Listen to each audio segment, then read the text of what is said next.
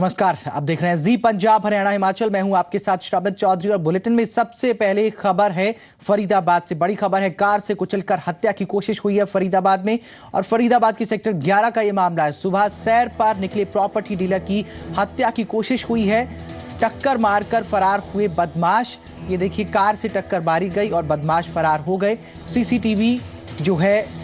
CCTV में ये तस्वीरें कैद हो गई हैं। तस्वीरें हम आपको दिखा रहे हैं आपकी टीवी स्क्रीन पर। कार से टक्कर मारकर बदमाश फरार हो गए। सीसीटीवी में तमाम तस्वीरें कैद हो गई।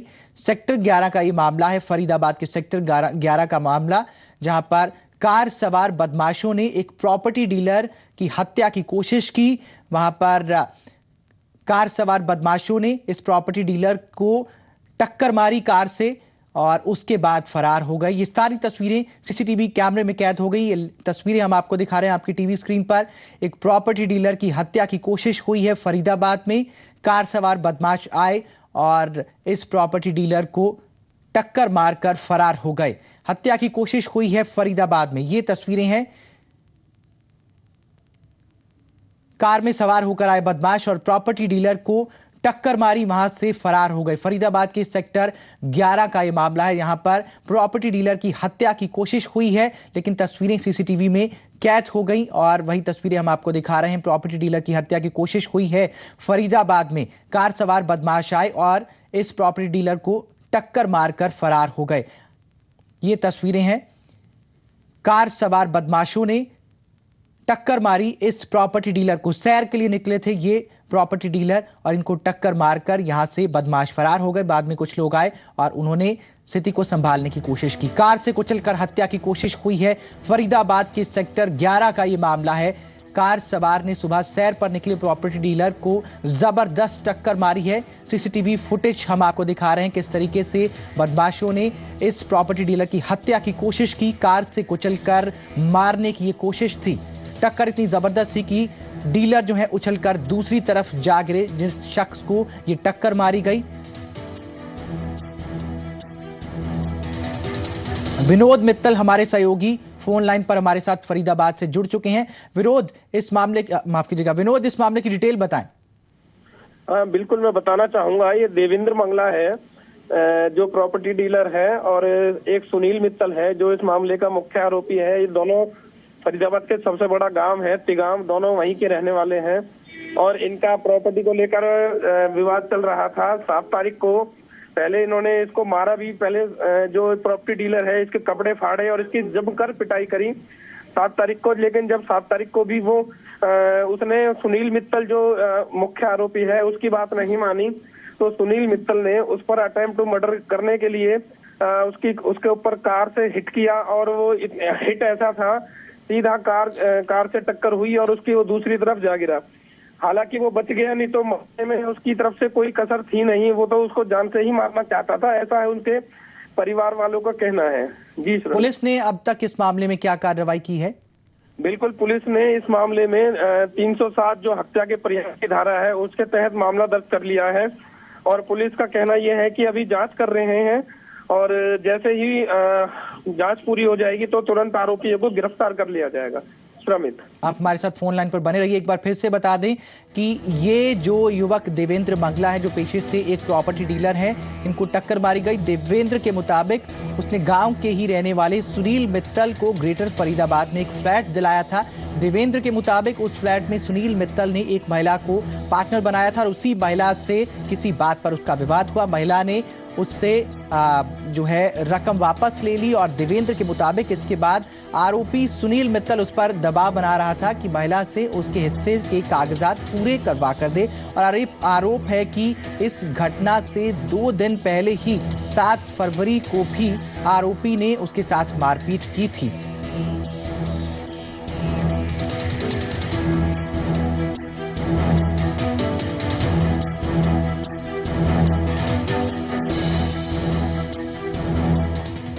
तो ये तस्वीरें हैं प्रॉपर्टी डीलर देवेंद्र मंगला, जिसको मारने की कोशिश हुई और कार सवार बदमाशों ने हालांकि यहां पर मारने की कोशिश की, लेकिन वो सफल नहीं हो पाए।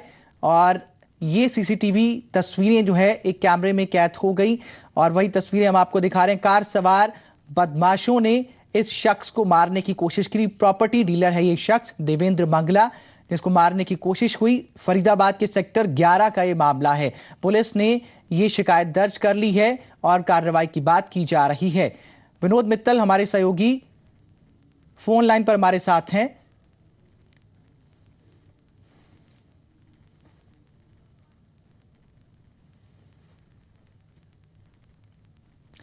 चलिए विनोद मित्तल से हम बात करेंगे, लेकिन पीड़ित का क्या कुछ कहना है इस मामले में वो आपको सुनवाते हैं।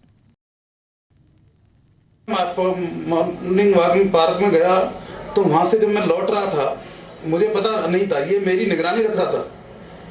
मैं जैसे ही गली में मुड़ा हूं अपने घर की तरफ तो वहां से गाड़ी पीछे से, मैं रैंप पे चल रहा था साइड में, सड़क के साइड में, तो इसने पीछे से गाड़ी मंदी ला रहा था।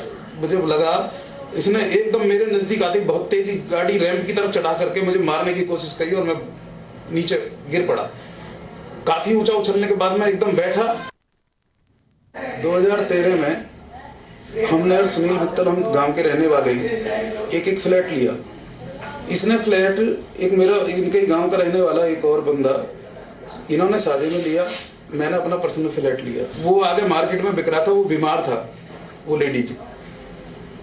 तो मैंने कहा भाई पैसे की जरूरत है इसको, तो इसको ले ले या मार्केट में बेच ले।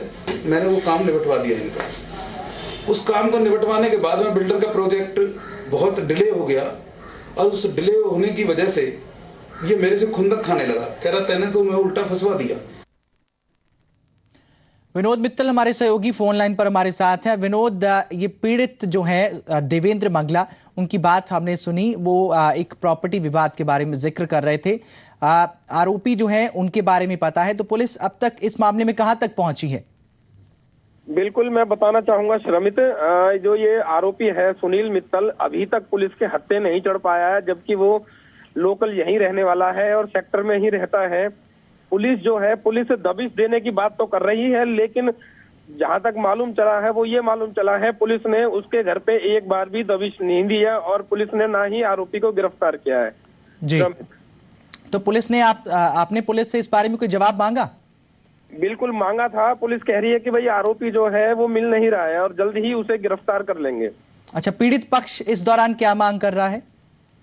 पीड़ित पक्ष तो अभी उसमें जो पीड़ित है अपना देवेंद्र मंगला, उसकी ट्रीटमेंट की तरफ ही ध्यान दे रहा है और उनके परिजन आज मिलेंगे सीपी फरीदाबाद से। जी, अब तक जो पुलिस ने कार्रवाई की है, क्या पीड़ित पक्ष जो है इस मामले में जो भी कार्रवाई अब तक हुई है उससे संतुष्ट है?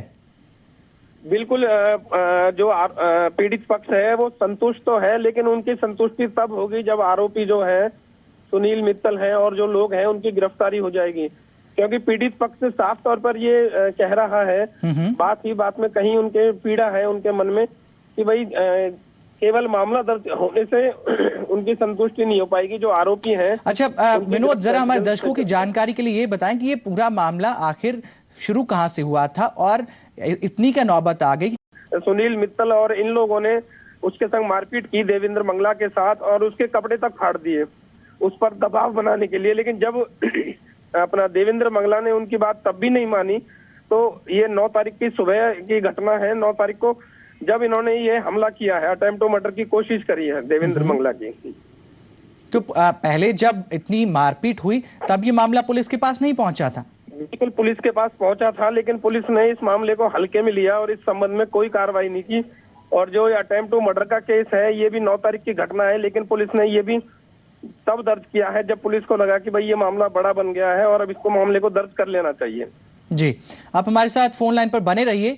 7 फरवरी से ये मामला शुरू हुआ था, जैसा कि हमारे सहयोगी बता रहे हैं कि पहले दोनों पक्षों में मारपीट हुई, कोई प्रॉपर्टी का विवाद था, उसको लेकर यहां मारपीट हुई और उसके बाद ये 9 फरवरी को कार से हमला किया गया, जो सीसीटीवी फुटेज हम आपको दिखा रहे हैं आपकी टीवी स्क्रीन पर। कैसे जो है कुछ कार में सवार होकर बदमाश आए और ये प्रॉपर्टी डीलर मॉर्निंग वॉक के लिए निकले थे देवेंद्र मंगला, उन पर ये जानलेवा हमला हुआ। कोशिश तो थी इस तरीके से हत्या को अंजाम देने की, लेकिन उसमें सफलता नहीं मिली और ये बदमाश जो है कार से टक्कर मारकर देवेंद्र मंगला को कार से टक्कर मारकर फरार हो गए। और उसके बाद हमने कुछ तस्वीरें आपको ये भी दिखाई, कुछ लोगों ने आकर स्थिति को संभालने की कोशिश की और उसके बाद ये मामला पुलिस के पास पहुंचा है और अब पुलिस की तरफ से कार्रवाई की बात की जा रही है।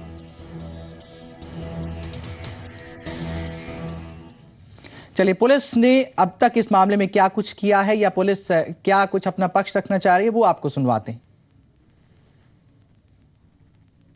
सुनील मित्तल ने देवेंद्र को हिट किया जान से मारने की नीयत से। वो तो ये बातें हैं, अभी इन्वेस्टिगेशन एफआईआर दर्ज कर ली है 13 तारीख को। किस धारा के तहत मामला दर्ज किया गया? 323, 307, 506 इस धाराओं के तहत एफआईआर दर्ज कर ली है। इन्वेस्टिगेशन एएसआई सुरजीत सिंह कर रहे हैं। बाकी जैसा भी होगा, उसके रेड किया था, अभी वो घर से भागा हुआ है और जल्दी ही गिरफ्तार कर लेंगे हम। तो ये सीसीटीवी तस्वीरें हम आपको दिखा रहे हैं किस तरीके से देवेंद्र मंगला पर जानलेवा हमला हुआ, कार से कुचलने की कोशिश हुई। हालांकि देवेंद्र मंगला जो हैं इस हमले में बच गए हैं और पुलिस के पास ये मामला, पुलिस कह रही है कि कार्रवाई कर जल्द आरोपी को पकड़ा जाएगा। आरोपी के बारे में भी पूरी जानकारी है, कौन है वो। और फरीदाबाद के सेक्टर 11 का ये मामला है, जहां पर मॉर्निंग वॉक पर निकले इस प्रॉपर्टी डीलर पर जानलेवा हमला हुआ। कार से कुचलने की कोशिश हुई, कार सवार बदमाश आए और देवेंद्र मंगला को इस कार से कुचलने की कोशिश हुई। हालांकि ये जो कार सवार बदमाश हैं, कार से कुचलकर हत्या करना चाह रहे थे, उस काम में ये सफल नहीं हो पाए और अब जो है पुलिस कार्रवाई में जुटी हुई है। अब बात पंजाब कांग्रेस की। कांग्रेस इस साल संविधान निर्माता बाबा भीमराव अंबेडकर का 125वां जन्म शताब्दी वर्ष मना रही है और इसी के तहत आज से 2 दिन के लिए लुधियाना में कांग्रेस का दलित सम्मेलन हो रहा है। कॉन्क्लेव में पार्टी के वरिष्ठ नेता शकील अहमद और पंजाब कांग्रेस कैंपेन कमेटी की चेयरपर्सन अंबिका सोनी लुधियाना में हैं और कांग्रेस की इस दलित लीडर्स कॉन्फ्रेंस में पंजाब के सभी 117 विधानसभा हलकों से डेलीगेट्स को न्योता दिया गया और इसके साथ ही 2 दिन तक दलित समाज की समस्याओं पर विस्तार से चर्चा करके आगे की रणनीति बनाई जाएगी।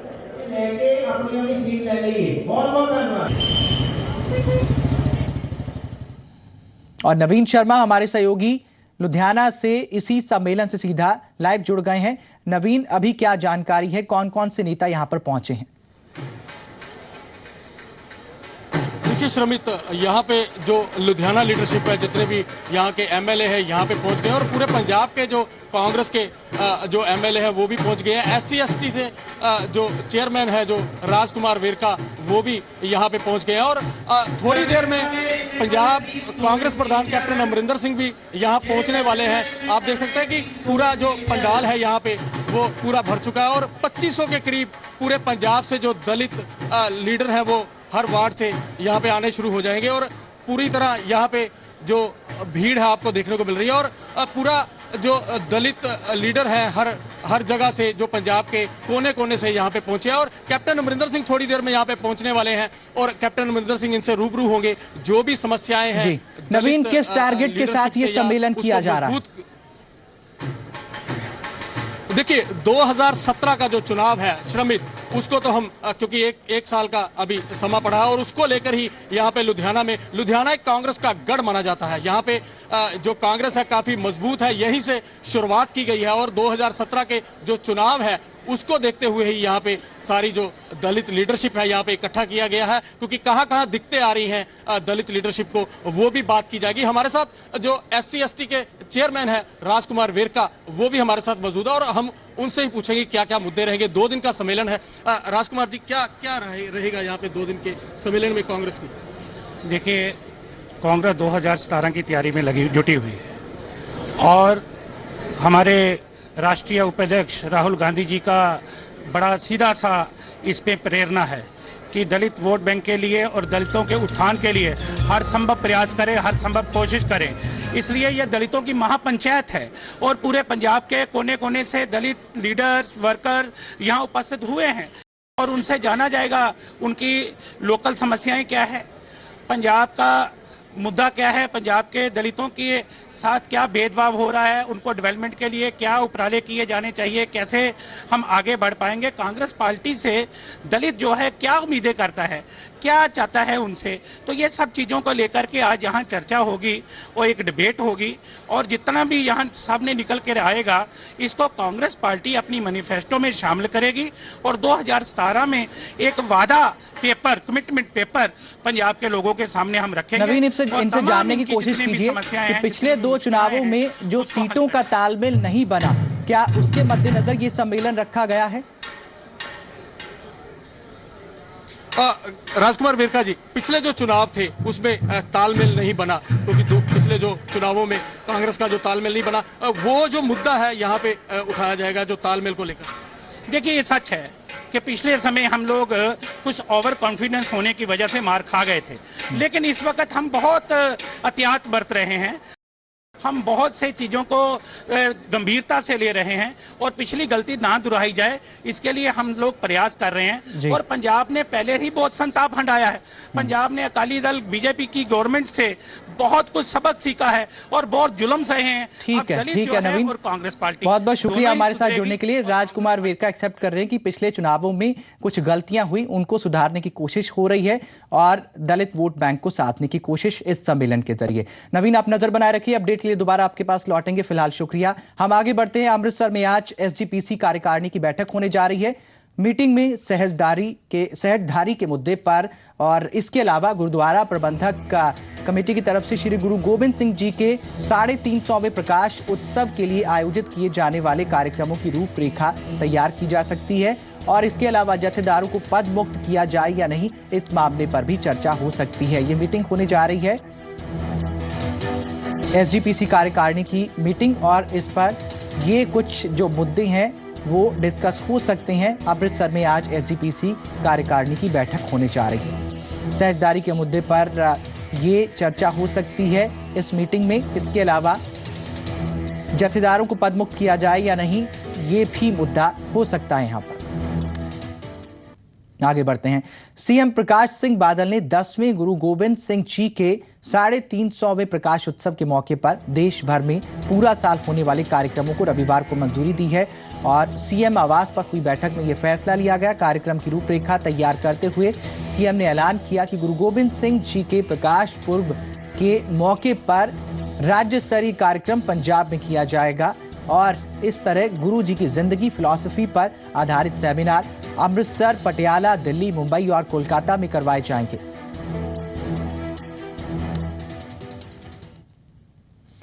गुड़गांव से अगली खबर। यहां पर बेगमपुर खटोला में आज सुबह भीषण आग लगी। एक्सपोर्ट कंपनी की बेसमेंट में यह आग लगी। आग पर काबू पाने के लिए यहां पर फायर ब्रिगेड की दर्जनों गाड़ियां जुटी रही और इस हादसे में लाखों के नुकसान की आशंका है।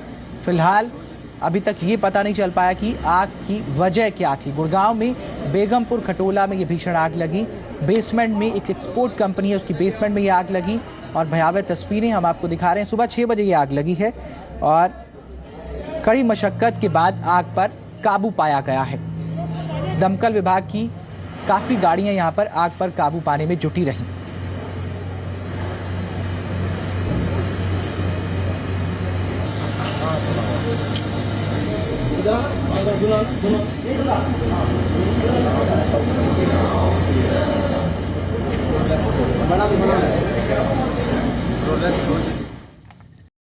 आगे बढ़ते हैं। सेल्फी की दीवानगी की बात करते हैं। सेल्फी की दीवानगी में लोग अपनी जान भी दांव पर लगाने से नहीं चूकते और कई बार इसके जानलेवा नतीजे भी सामने आते हैं। ताजा मामला पटियाला से सामने आया, जहां पर रेलवे ट्रैक पर सेल्फी लेने का जुनून एक युवक की जान पर भारी पड़ गया।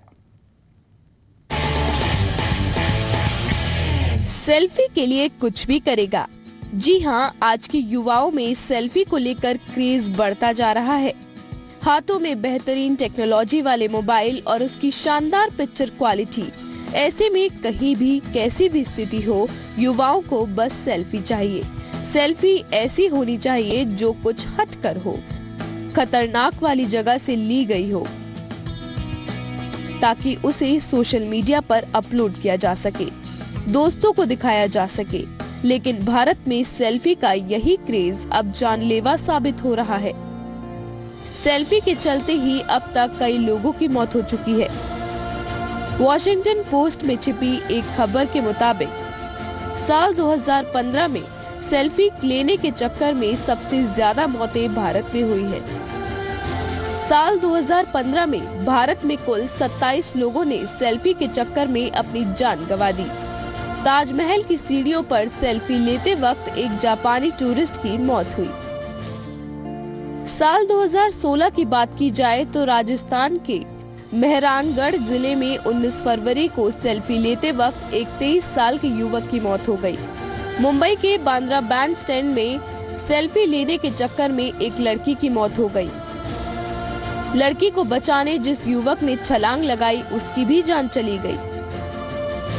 जम्मू कश्मीर के भीमगढ़ किले के ऊपर चढ़कर सेल्फी लेने की कोशिश कर रहे अभिषेक गुप्ता नाम के 20 साल के युवक की मौत हो गई।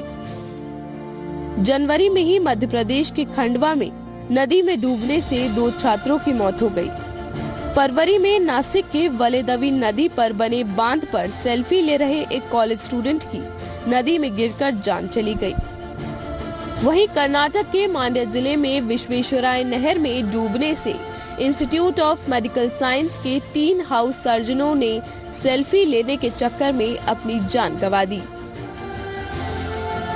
साफ है कि खतरनाक तरीके से सेल्फी लेने की कोशिश लोगों की जान पर भारी पड़ रही है। कोई चलती ट्रेन में सेल्फी ले रहा है तो कोई चलती नाव में, कोई पहाड़ी के ऊपर से तो कोई समुद्र किनारे। ऐसे में सेल्फी लेते वक्त आपको सावधानी बरतनी होगी।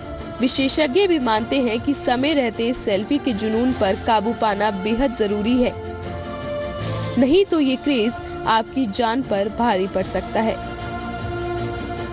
ब्यूरो रिपोर्ट, जी मीडिया।